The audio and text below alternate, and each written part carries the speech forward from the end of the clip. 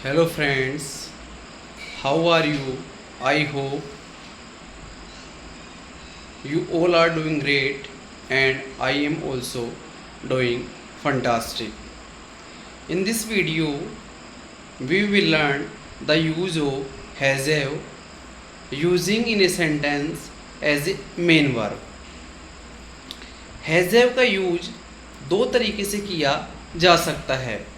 First है लीजिए के सेंस में और दूसरा है किसी व्यक्ति के पास में कोई वस्तु हो उसके सेंस में।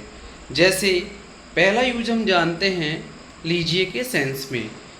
मैंने कहा पानी लीजिए, हैव वाटर, खाना लीजिए, हैव फूड, चाय लीजिए, हैव टी, गरम चाय लीजिए, हैव हॉट टी, दूध लीजिए, हैव मिल्क, गरम दूध लीजिए, हैव हॉट मिल्क, कुछ खाना लीजिए, हैव सम फूड।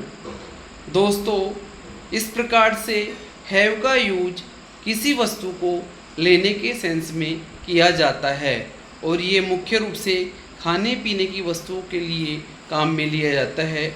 इसका दूसरा है किस यूज किसी व्यक्ति के पास में कोई वस्तु हो। मैंने कहा मेरे पास पेन है, आई हैव ए पेन। इसके लिए निम्न स्ट्रक्चर काम में आता है subject plus has have plus object. यदि किसी वाक्य में एक ही वर्ब हो तो वह उस सेंटेंस में मेन वर्ब मानी जाती है। जैसा कि अपन इस सेंटेंस में सीखे जाने आई हैव ए पेन, तो हैव इस सेंटेंस में मेन वर्ब का काम कर रही है। उसके पास मोबाइल है, ही हैज़ ए मोबाइल। तुम्हारे पास घड़ी है, यू हैव ए वॉच। उसके पास एक कार है, he has a car. We can make this sentence in present tense.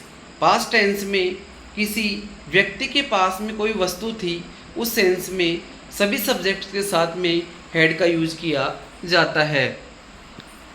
मेरे पास बाइक थी, आई हैड ए बाइक। उसके पास एक नया मकान था, he had a new house. उसके पास एक सुंदर बगीचा था, he had a beautiful garden.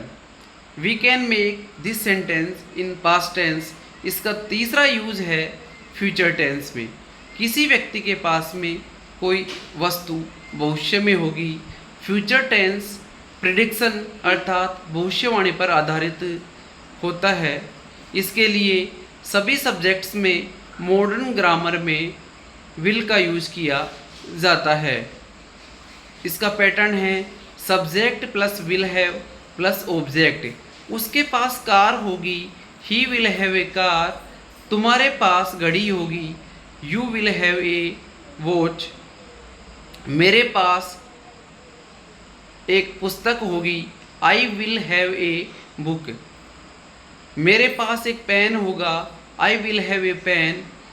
उसके पास हेलीकॉप्टर होगा, he will have a helicopter. इस प्रकार से हम हिंदी वाक्यों को इंग्लिश में ट्रांसलेट करना सीख सकते हैं।